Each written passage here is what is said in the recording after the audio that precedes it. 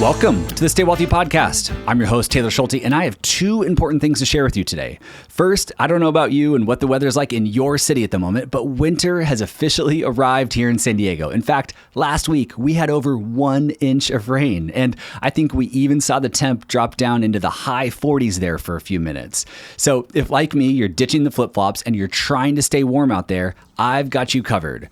I partnered with one of my favorite brands, Link Soul, to make some high-quality, custom Stay Wealthy hoodies. And the first box just arrived at my office, and I want to give them away to our listeners this holiday season as a way to say thank you.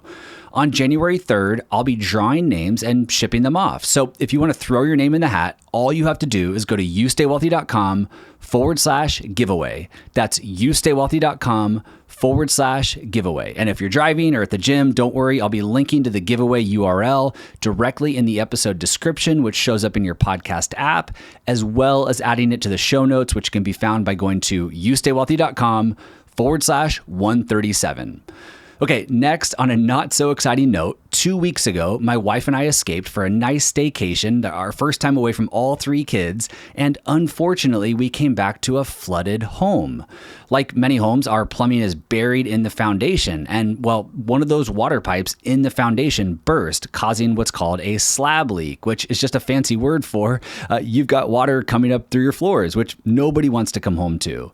So we've been out of our house for 2 weeks now, bouncing around Airbnbs with 3 kids and a dog, trying to sort this whole mess out. And along with just sharing a personal update here, I also learned something pretty surprising through this process that I think everyone here might be able to benefit from.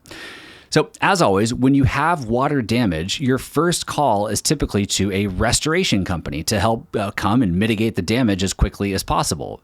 And when the restoration company showed up to our house, the first question the guy asked me was, "Who is your insurance company?"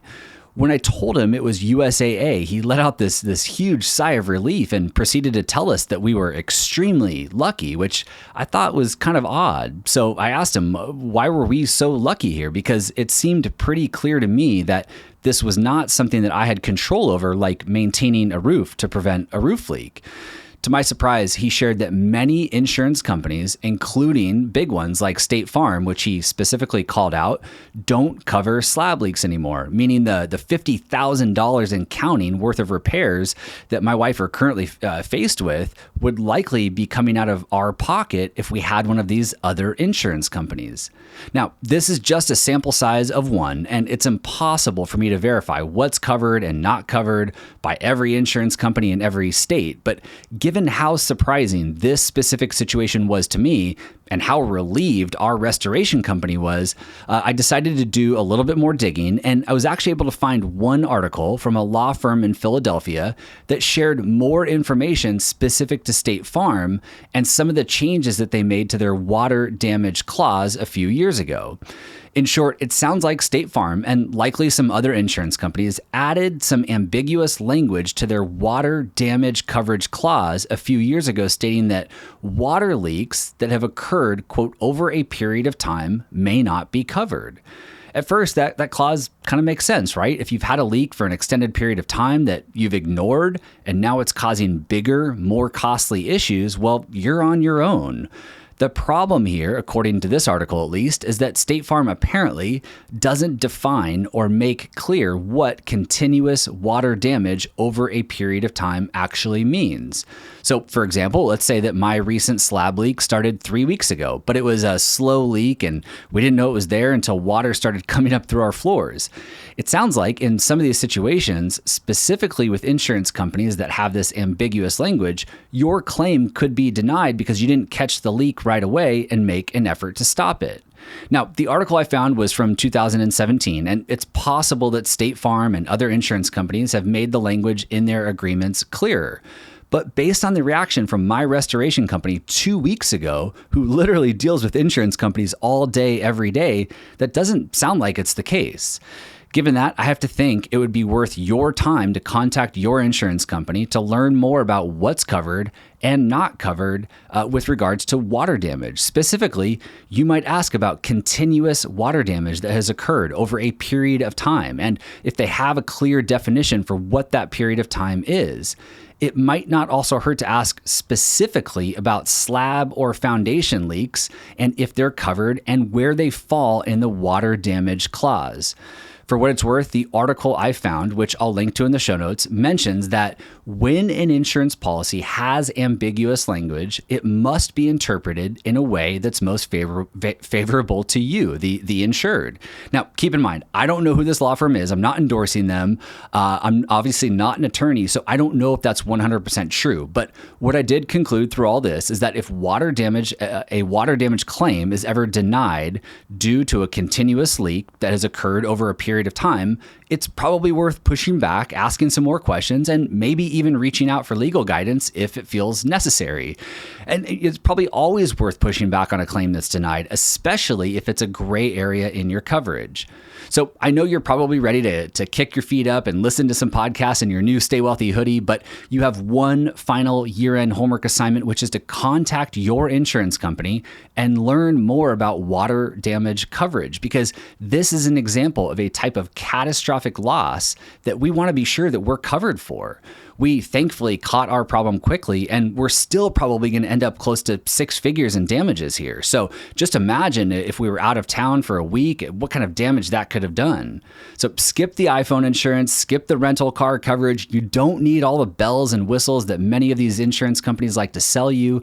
Just be sure that you're covered for the big stuff, the stuff that can absolutely derail a retirement plan. Speaking to that, and given that you might be calling your insurance company here shortly anyways, I thought I would quickly recap some of the most important things to look out for when optimizing your auto and homeowners insurance to round out today's episode.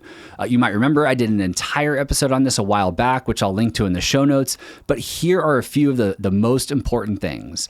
First, umbrella insurance. You need it. Your existing liability coverage will only get you so far, even if you're retired. For example, if you accidentally hit a neurosurgeon while you're driving on the freeway and he or she can no longer work and perform surgery as a result, they will be looking for compensation from you. And if you don't have a paycheck to garnish wages from, they'll start coming after other assets like your investment and retirement accounts.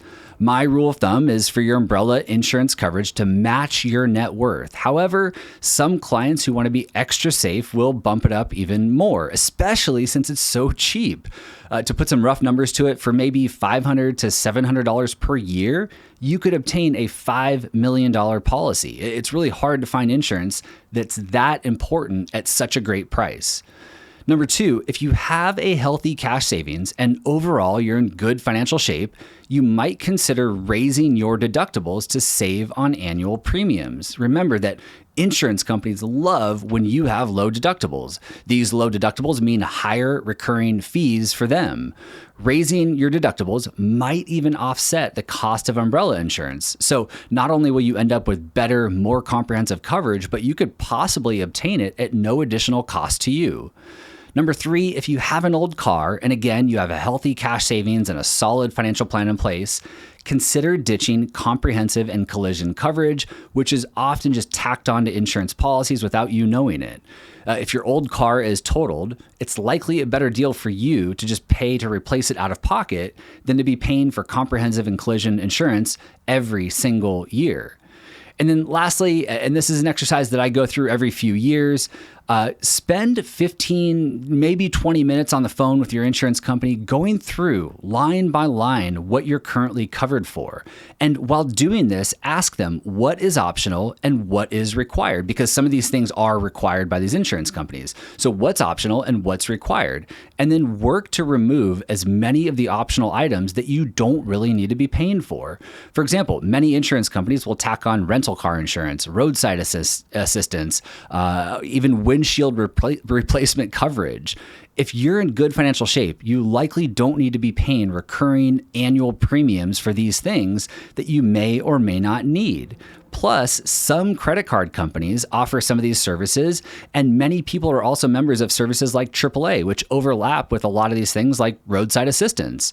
In short, be careful about insuring the little stuff, i.e. the bells and whistles, and stay focused on being properly covered for catastrophic losses. Okay, one final thing to add here is to shop around for insurance every 3 years. And you don't have to do it with the intent of changing insurance companies either. You can always retrieve proposals from other companies, which is pretty easy to do.